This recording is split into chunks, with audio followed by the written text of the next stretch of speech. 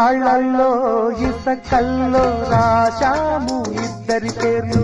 కళ్ళు మూసి చిన్నగా కలికి చదువుకో ఒక్కసారి కలలలోన తీయగా